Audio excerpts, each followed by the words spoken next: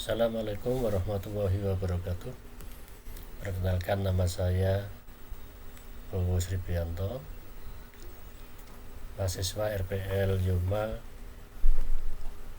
kelas 1F5.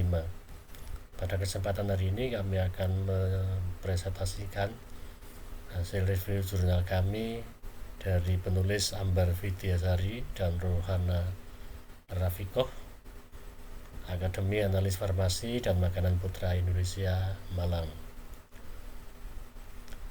Review jurnal dengan judul Pengaruh Konsentrasi Tepung Beras Terhadap Karakteristik Pigmen Alami yang dihasilkan oleh Monascus porphyrius dari kulit pisang. Sebagai pendahuluan, yang pertama, bahan tambahan pangan banyak tersedia secara komersil dengan harga relatif murah, sehingga mendorong pemakaian bahan tambahan yang semakin meningkat. Salah satu bahan tambahan makanan yang sering ditambahkan adalah pewarna. Jamur Monascus porphyrius telah sering digunakan untuk pembentukan pigmen warna dengan proses fermentasi baik pada media padat cair. Pada umumnya jamur ini difermentasikan dengan beras yang dikenal dengan nama angka. Carvalho et al. 2005.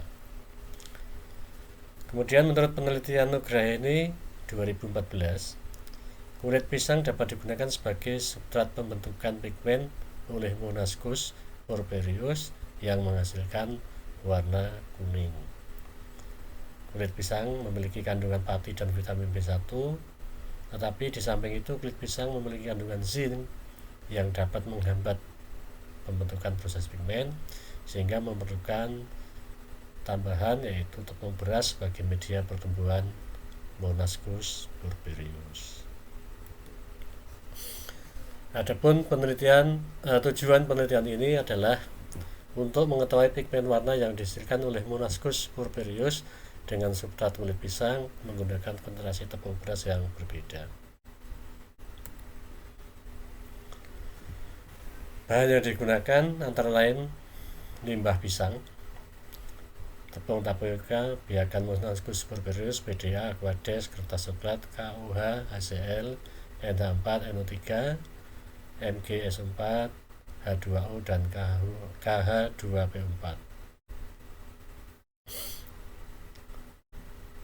Kemudian alat yang digunakan timbangan analytik, pisau, inkubator, autoclave, cawan petri, mikropipet, gelas ukur, lampu spiritus, kasa kaki 3, shaker, spektrofotometri UV, hymoxitometer.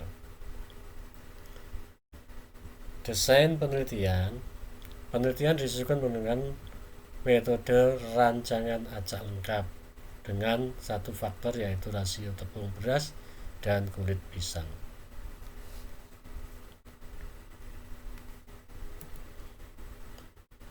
Tahapan penelitian dilakukan melalui satu tahap, yaitu pembuatan tepung kulit pisang seperti pada gambar ini hasilnya, yang kemudian ditambahkan kapang Monascus porphyrius dengan tahapan pembuatan starter, perhitungan kapang dengan hymoxitometer, pembuatan tepung kulit pisang, dan fermentasi Monascus. Kemudian metode penelitian. Analis pigmen alami dari kulit pisang meliputi analis warna, analisis intensitas pigmen, kelarutan pigmen dalam air, kestabilan pigmen terhadap susu. Hasil dan pembahasan. Analisis warna dilakukan untuk mengetahui jenis warna dan kecerahan dari masing-masing hasil fermentasi yang dihasilkan oleh media yang berbeda. Berdasarkan tabel di bawah ini, pewarna yang memiliki kecerahan yang paling tinggi adalah yang menggunakan kulit pisang. Seperti bisa dilihat dari tabel 1, hasil rata analis warna menggunakan color reader. Sampel 1 dengan perbandingan 1:1 Dapat dilihat kecerahannya 28,3, kemudian derajat kemerahannya 13,2. Sementara sampel kedua 1:2, kecerahannya 28,9, derajat kemerahannya 12,1. Kemudian 1:3, derajat kemerahannya 12,1, sementara kecerahannya 29,5. Hasil dan pembahasan yang kedua, intensitas pigmen. Intensitas pigmen menurun seiring dengan berkurangnya penambahan tepung beras. Semakin cerah atau semakin pekat warna yang dihasilkan, maka nilai absorbansi akan semakin tinggi. Pada media 1:1, warna yang dihasilkan merah cerah.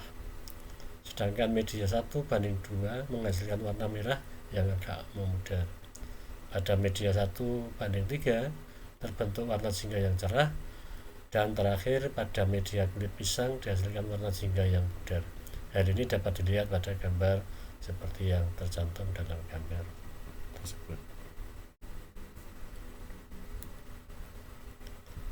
Selanjutnya, kelarutan pigmen dalam air. Serbuk angkat yang dihasilkan dari proses fermentasi selanjutnya diuji kelarutan pigmen dalam air dengan suhu 25 derajat, 60 derajat, 80 derajat, dan 100 derajat. Serbuk angkat ditentukan kelarutannya menggunakan panjang gelombang 500 nm. Kelarutan pigmen merah meningkat seiring dengan peningkatan suhu air. Hasil dapat dilihat pada gambar di bawah ini.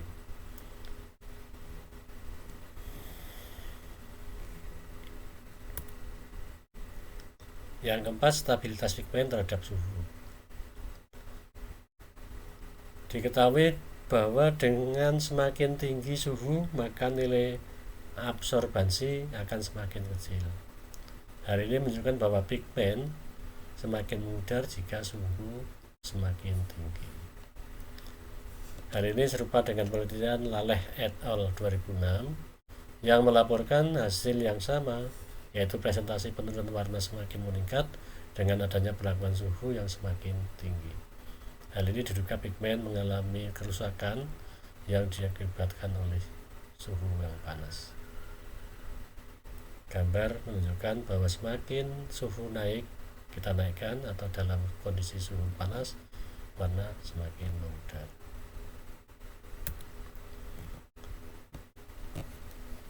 Dari penelitian atau rangkuman review ini bisa kami simpulkan berdasarkan beberapa hal. Maka 1.